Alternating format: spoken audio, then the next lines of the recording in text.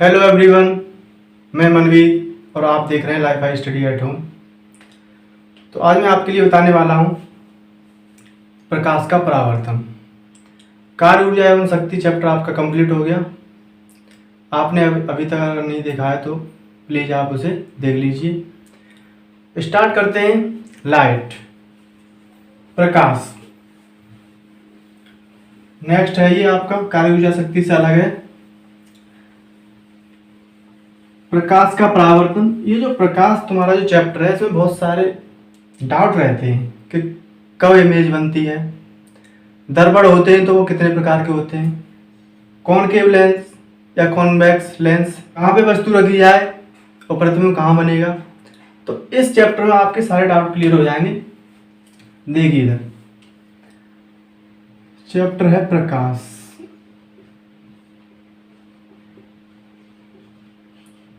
Light, heading डालेंगे प्रकाश का परावर्तन।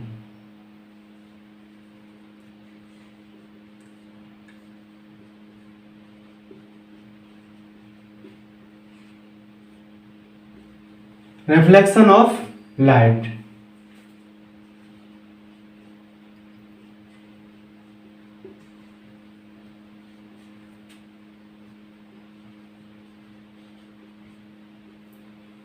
तो आपका मुझसे प्रश्न जो सबसे पहला प्रश्न होगा वो यही होगा कि प्रकाश का परावर्तन क्या है। देखिए प्रकाश का परावर्तन, जैसे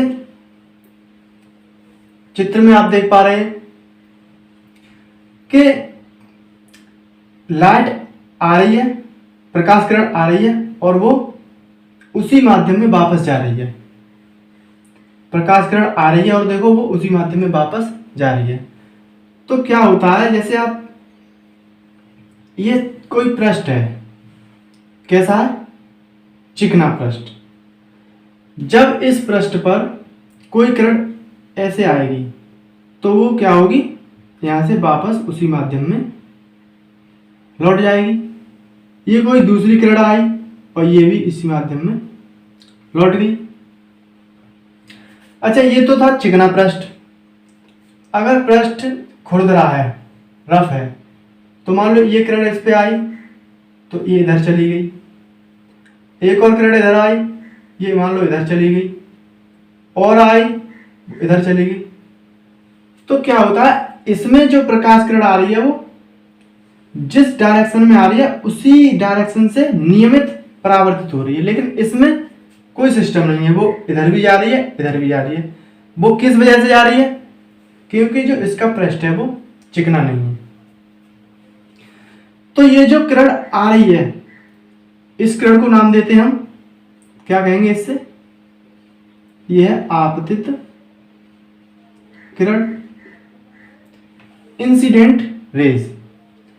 और पृष्ठ से टकराकर जो जा रही है ये किरण क्या होगी, ये होगी परावर्तित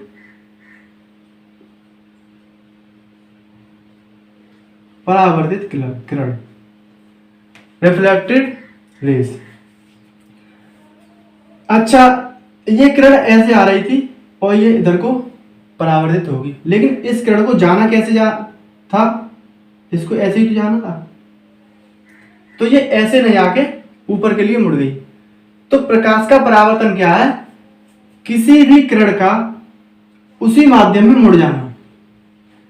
तो आप लिख लेंगे प्रकाश का परावर्तन क्या है, जब प्रकाश की किरण किसी चमकीले सतह से टकराती है। कॉपी में लिख लेंगे, जब प्रकाश की किरण किसी चमकीले पृष्ठ से टकराती है तो यह उसी माध्यम में पुनः मुड़ जाती है जिस माध्यम से यह आई थी। इसी घटना को हम क्या कहेंगे, प्रकाश का परावर्तन। आगे बात करते हैं, ये तो था प्रकाश का परावर्तन। तो प्रकाश के परावर्तन को सही से समझने के लिए इसके जो पॉइंट हैं उन्हें आप समझ लीजिए। जैसे ये कोई पृष्ठ है और ये किरण इस पे आपतित हुई, इसे जाना था इस डायरेक्शन में, लेकिन इससे क्या हुआ, ये इधर के लिए मुड़ गई। तो मैंने ये बता दिया, ये है आपतित किरण, इंसिडेंट रे, और ये रिफ्लेक्टेड रे। अब हमने यहाँ पे एक नॉर्मल खींचा सीधा बिल्कुल, ये क्या है? अविलंब। ये क्या है? अविलंब। ये अविलंब है। तो जब भी हम इनके कोणों का मापन करेंगे तो वो अविलंब से ही करेंगे। जैसे आपतित किरण का और अविलंब के बीच ये कोण बनेगा, इस कोण का नाम क्या देंगे? आपतन कोण, एंगल ऑफ इंसिडेंट। ये कोण कौन सा होगा? आपतन कोण। इसका नाम देंगे आपतन कोण। और किरण के रिफ्लेक्शन के बाद, परावर्तन के बाद जो अविलंब के साथ ये कोण बनाएगा, यहां पर ये इसके साथ, इस कोण को कहेंगे एंगल ऑफ रिफ्लेक्शन। ये क्या है? परावर्तन कोण। परावर्तन कोण ये वाला। आपतन कोण हो गया, परावर्तन कोण हो गया। इतनी बात आपके समझ में आ गई। अब प्रकाश के परावर्तन के कुछ नियम हैं। कौन कौन से नियम हैं उन्हें जान लेते हैं। प्रकाश के परावर्तन के नियम।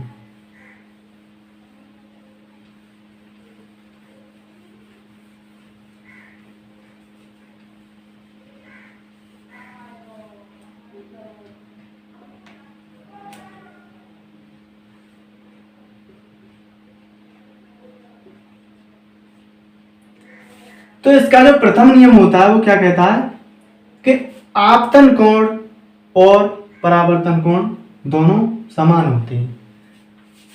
अभी मैंने बताया था, ये किरण आई, यहां आ गई, इसे जाना था ऐसे और ये चली गई ऐसे, और ये क्या था? अविलंब।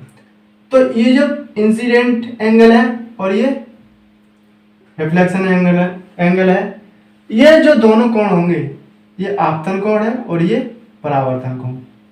अविलंब के साथ जो आपतित किरण कोण बनाती है वो होता है आपतन कोण। अविलंब के साथ जो परावर्तित किरण कोण बनाती है वो होता है परावर्तन कोण। तो ये जो आपतन कोण है और ये है परावर्तन कोण, ये दोनों कैसे होंगे? बराबर। पहला नियम तो ये कहता है कि आपतन कोण और परावर्तन कोण दोनों कैसे होंगे? बराबर। अगर मैंने आपके लिए ये कोण दे दिया कि ये कोण कितना है? 30। अगर मैं आपसे पूछूं कि बताइए आपतन कोण कितना है, तो देखो कैसे करेंगे। ये कोण है 30 डिग्री। इसके पृष्ठ से और परावर्तित किरण के बीच में जो हमारा पृष्ठ है, चिकना पृष्ठ, उस पृष्ठ और परावर्तित जो किरण है, उन दोनों के जो बीच जो कोण बन रहा है वो है 30। तो हमें निकालना है कि आपतन कोण कितना है। तो सबसे पहले तो आपको परावर्तन कोण निकालना पड़ेगा। तो परावर्तन कोण निकालने के लिए आप ये बताओ, ये अविलंब है, तो यहां पर कितना कोण बनेगा? यहां 90 अंश का बनेगा। ये पूरा 90 अंश का बनेगा। अब देखो ये 30 है, तो ये कितना होगा? ये 60 अंश का होगा। जब कोण R का मान है 60 डिग्री और हम जानते हैं दोनों बराबर होते हैं, I बराबर कोण R, तो क्या कोण I भी 60 डिग्री का नहीं होगा? आपतन कोण कितना होगा? 60 डिग्री। पहला हो गया। दूसरा जो नियम है प्रकाश के परावर्तन का, वो क्या कहता है? दूसरा नियम है कि आपतित किरण, देखो ये मान लो ये जो माध्यम है एयर माध्यम है, यहाँ ऊपर माध्यम क्या है? हवा है, और दूसरा माध्यम हमारा क्या है? जिस पृष्ठ से ये टकरा रही है। तो एयर से कोई किरण आती है और वो उसी माध्यम में वापस चली जाती है। तो दूसरा नियम जो है वो है कि आपतित किरण कौन सी है? ये वाली आपतित किरण और अविलंब, ये जो अविलंब है, आपतित किरण और अविलंब और परावर्तित किरण तीनों एक ही तल में होते हैं। आप देख रहे हैं एक तल है ये वाला ऊपर वाला, एक ये माध्यम है, तो आप देख रहे हैं आपतित किरण और अविलंब और परावर्तित किरण तीनों एक ही तल में ही तो है। तो दूसरा नियम आप लिख देंगे कि आपतित किरण और दर्पण के आपतन बिंदु पर अविलंब और परावर्तित किरण सभी एक ही तल में होते हैं।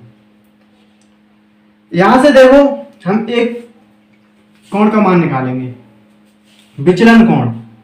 विचलन कोण कैसे निकालते हैं?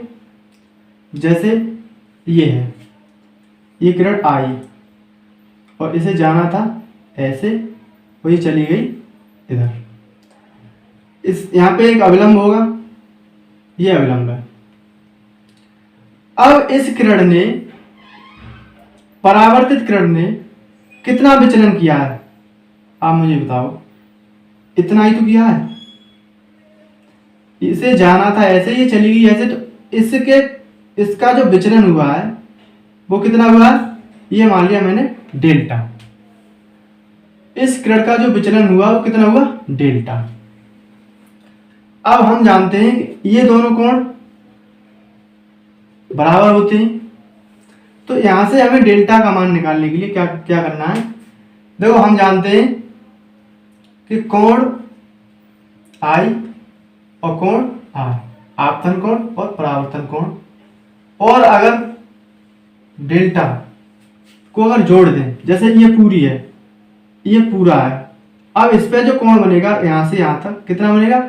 ये तो 180 अंशी बनेगा। आपतन कोण को, परावर्तन कोण को और विचलन कोण को अगर जोड़ दें तो ये किसके बराबर होगा? 180 डिग्री के। हम जानते हैं आपतन कोण और परावर्तन कोण दोनों बराबर होते हैं, तो क्या इन्हें हम बराबर रख सकते हैं? तो मान लो ये भी कोण आई है, ये भी कोण आई है, तो ये 2 कोण आई हो गए, और कोण डेल्टा बराबर 180 डिग्री। यहां से जब डेल्टा का मान निकालेंगे तो ये निकलेगा 180 माइनस 2 कोण आई। डेल्टा जो होगा, जो विचलन कोण होगा, वो कितना होगा? 180 माइनस 2 कोण आई। कहीं भी विचलन कोण अगर आपसे पूछा जाए, ये कोण एक दिया हो और आपसे पूछा जाए कि विचलन कोण का मान ज्ञात कीजिए, तो आप वहां पे विचलन कोण बराबर 180 माइनस 2 कोण आई ये लगाने वाले हैं। इतनी बात आपकी समझ में आई होगी। आगे बात करते हैं प्रतिबिंब, इमेज। आप जब सुबह सुबह उठते होंगे तब मिरर में देखते होंगे, तो सेम आपकी आकृति जैसी इमेज बन जाती है मिरर में।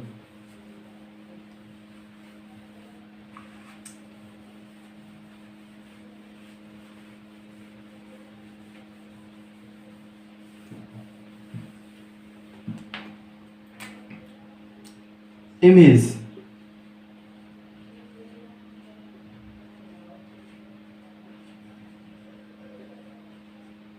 प्रतिबिंब।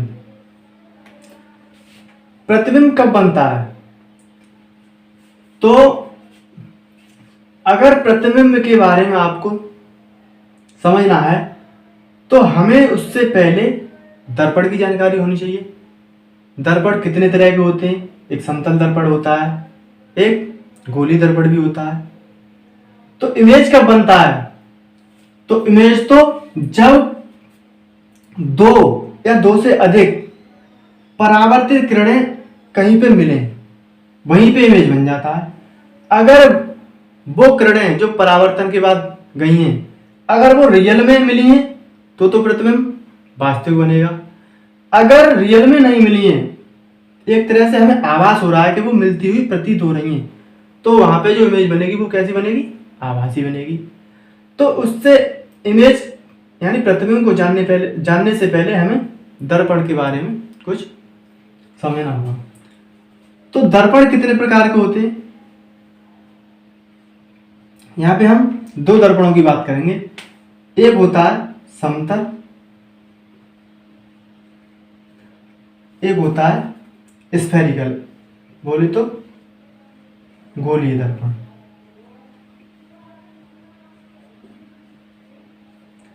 समतल दर्पण और गोलीय दर्पण।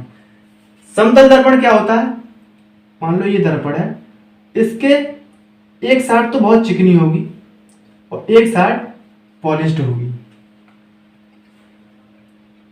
ये चिकनी है, इधर पॉलिश्ड है।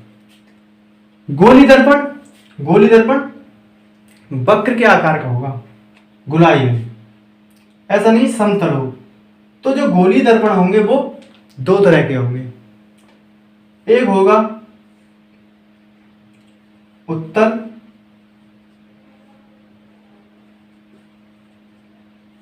और एक होगा अवतल दर्पण। इसे बोलेंगे कॉन्वेक्स मिरर, इसे बोलेंगे कॉनकेव मिरर।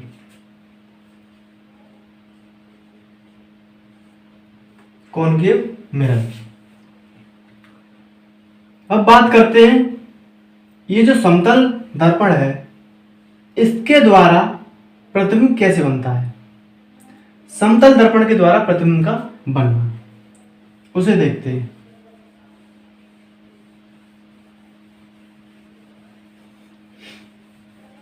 उसके बाद गोलीय दर्पण के बारे में बात करेंगे। तो समतल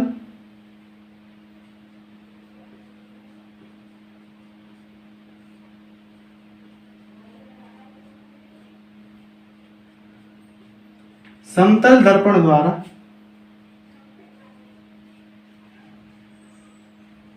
प्रतिबिंब बनना।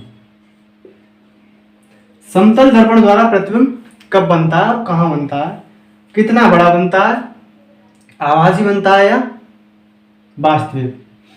तो यह समतल दर्पण है आपका और इसके सामने मैंने एक वस्तु रखी, मान लो ये वस्तु है, इतनी बड़ी वस्तु है, मान लो इसका ये ए पॉइंट है और ये बी पॉइंट है। तो इसके हम ए पॉइंट से भी दो किरण आपतित करेंगे इधर के लिए मिरर की तरफ। ए पॉइंट से दो किरण जाएंगी और बी पॉइंट से भी दो किरण जाएंगी। तो मान लो ए पॉइंट से जो किरण गई इस पे बिल्कुल सीधी गई। अब इसकी सतह चिकनी है, तो आप बताओ ये किरण किधर जाएगी, इधर के लिए गई और सतह चिकनी, तो ये क्या होगी, सीधी वापस हो जाएगी। लेकिन इसे जाना कैसे था, ऐसे ही तो जाना था, सीधा जाना था,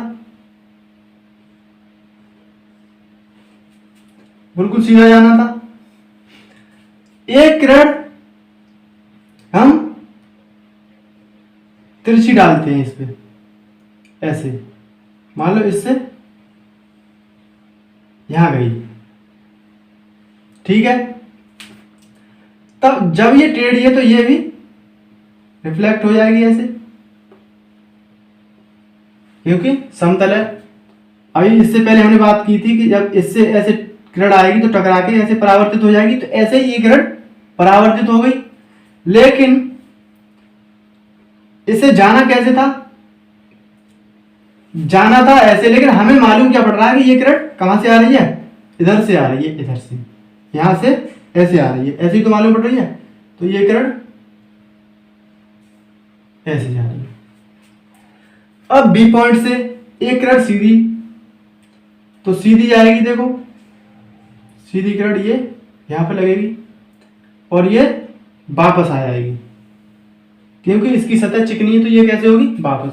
लेकिन इसे जाना कैसे था, ये हमें आभास के क्या आभास हो रहा है, ये किरण इधर से आई है। एक किरण तिरछी डालते हैं बी पॉइंट से, मान लो ये यहां पर गई, तो ये इस यहां से रिफ्लेक्ट होके ऐसे पहुंचेगी।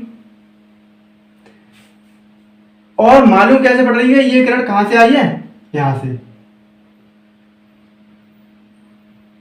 यहां से, यहां से।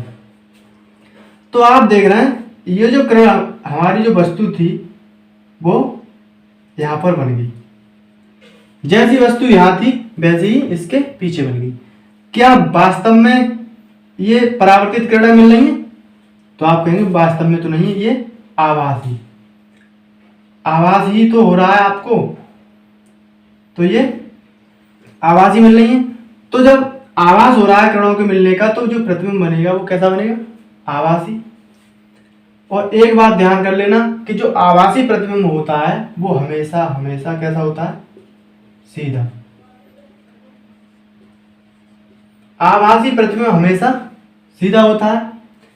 इससे याद कर लेना, आभासी के पीछे ये जो इतना लगा हुआ है, इससे याद कर लेना कि जो प्रतिबिंब होगा वो सीधा होगा। जहां कहीं पे भी इस प्रतिबिंब आभासी बनेगा उसकी इमेज कैसी होगी? सीधी। आकार समान आकार का बनेगा।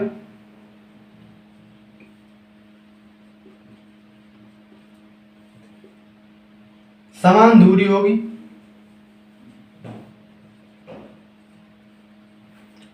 आभासी बनेगा, सीधा बनेगा, समान आकार और समान दूरी पे बनेगा। तो समतल दर्पण द्वारा जो प्रतिबिंब बनेगा आभासी, सीधा और सेम साइज का और सेम दूरी पर ही बनेगा। इतनी बात क्लियर हुई होगी। आगे बात करते हैं गोली दर्पण।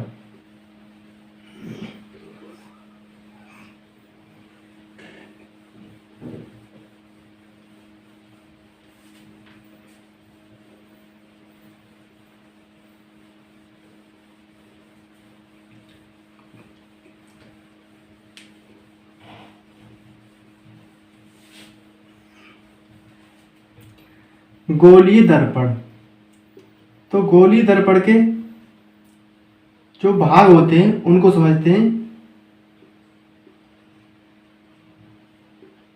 Spherical mirror. तो गोलीय दर्पण दो तरह के बताए थे। एक होता है उत्तल, जो उत्तल होगा, ये देखो दो तरह के बन गए। ये क्या है? इसकी जो पीछे की साइड होगी वो पॉलिश्ड होगी, पॉलिश हुई होगी। ऐसे ही इसके पीछे की साइड पे पॉलिश हो रही होगी। इसका जो तल है वो धसा हुआ है, तो ये तो हो गया अवतल। कॉनकेव, जो चिकनी सतह है इसकी वो उठी हुई है, तो ये होगा उत्तल।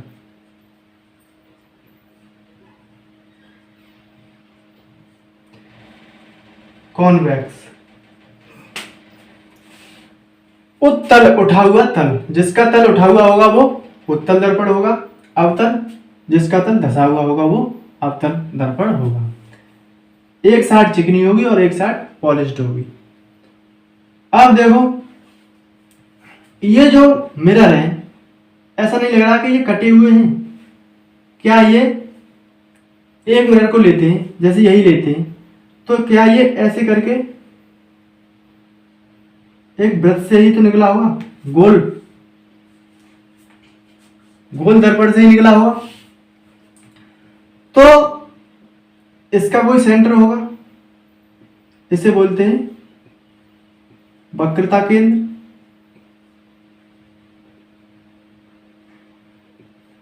ये जो मैं पॉइंट बता रहा हूं ये आपको पता होना बहुत जरूरी है, क्योंकि जब हम अनंत पे वस्तु रखी हो तब प्रतिबिंब कहां बनेगा, या फिर फोकस पे रखी हो तब प्रतिबिंब कहां बनेगा, उस समय आपको वक्रता केंद्र क्या है, मुख्य अक्ष क्या है, ध्रुव क्या है, ये आपको पता होना बहुत जरूरी है। तो यहां से हम इनके जो पॉइंट हैं उनको बताते हैं। इसका सेंटर होगा, उसे बोलते हैं हम वक्रता केंद्र। इसका जो मिड पॉइंट होगा, ये जो कटा हुआ हमारा भाग है, इसका जो मिड पॉइंट होगा इसे बोलते हैं ध्रुव। ये क्या है? ध्रुव। सेंटर क्या होता है? वक्रता केंद्र। जब और यहां से लेके यहां तक की दूरी क्या होगी? सेंटर वक्रता केंद्र से ध्रुव तक की दूरी क्या होगी? वक्रता त्रिज्या।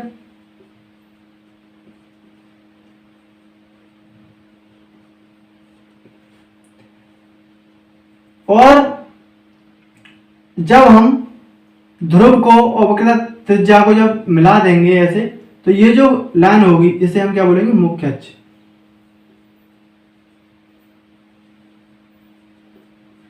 ये क्या है, मुख्य अक्ष।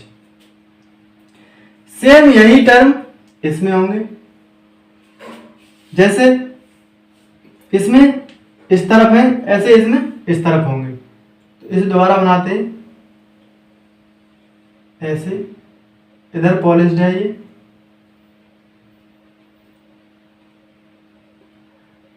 तो इसका भी कोई सेंटर होगा, इसका ध्रुव भी होगा, यहां से यहां तक की दूरी वक्रता त्रिज्या होगी, और ये पूरा क्या होगा, मुख्य अक्ष।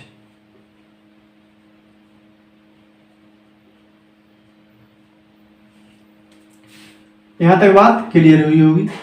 आगे बात करते हैं कि ये जो हमारी किरणें आती हैं, आपतित किरणें होती हैं, उनको फैलाता है या इकट्ठा करता है।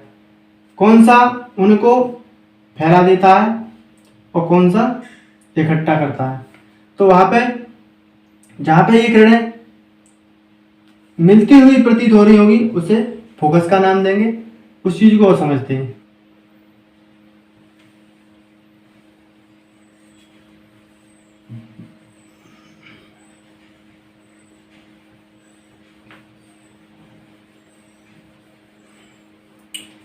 अब इधर देखिए, जैसे ये है उत्तल दर्पण,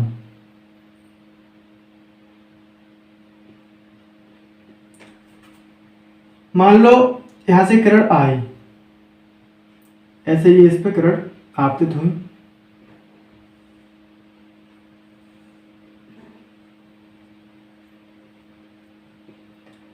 इसका ये सेंटर होगा, और ये सब किरणें हमें ऐसे प्रतीत होंगी कि एक तरफ एक ही जगह पे ये इकट्ठी हो रही हैं। ये इकट्ठी हो रही है यहां पर, इधर पॉलिश्ड है, लेकिन ऐसा मालूम पड़ रहा है कि ये यहां पर एकत्रित हो रही हैं। तो ये जो है इसे हम नाम देंगे फोकस। ये क्या है, फोकस। जो फोकस बिंदु होता है वो क्या होता है, R/2, जो इसकी रेडियस होती है उसके आधा होता है। फोकस यहां से लेके यहां तक की दूरी क्या है, ये वक्रता केंद्र है, तो इसके ध्रुव से और इसके वक्रता केंद्र की दूरी को क्या बोलते हैं, वक्रता त्रिज्या। तो जो फोकस होगा इसके आधी दूरी पर होगा, त्रिज्या की आधी दूरी पर क्या होगा, फोकस। ऐसे ही बात करते हैं अवतल दर्पण की। तो अवतल दर्पण कुछ इस तरह का होगा, इसका सेंटर है वक्रता केंद्र। इस पे जब किरणें आएंगी ऐसे,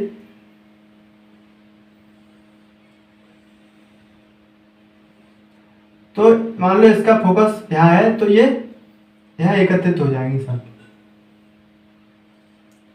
और यही इसका क्या होगा, मुख्य फोकस।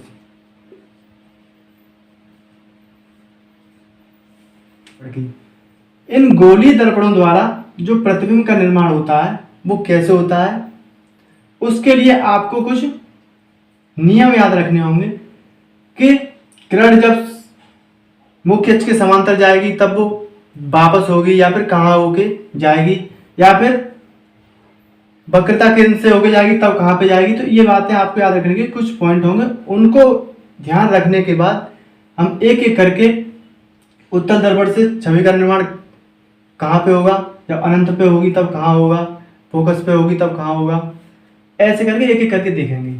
तो बात करते हैं गोलीय दर्पणों द्वारा छवि निर्माण।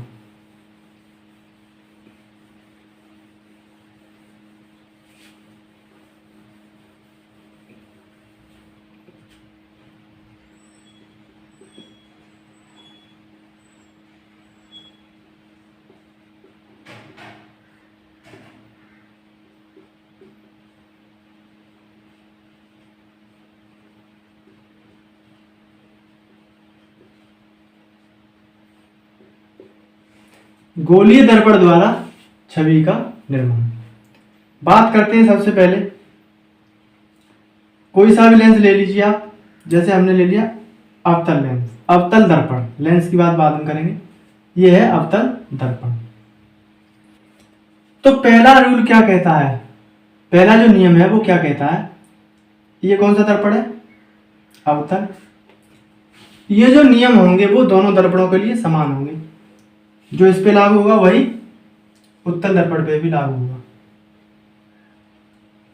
पहला नियम कहता है इसका ये वक्रता केंद्र है और यहाँ पे क्या है, ये फोकस, ये फोकस है और ये वक्रता केंद्र है, कि कोई भी किरण अगर मुख्य अक्ष के समांतर आती है तो वो मुख्य फोकस से होकर परावर्तित होगी। मुख्य अक्ष के समांतर आई हुई किरण जब उसका परावर्तन होगा तो वो मुख्य फोकस से ही जाएगी, ये फैक्ट है। सेम ऐसे ही इसमें इसका वक्रता केंद्र ये है और फोकस मान लो यहाँ है, इसके समांतर जो भी किरणें आएंगी वो क्या मालूम प्रतीत होंगी कि वो यहाँ से होके जा रही हैं।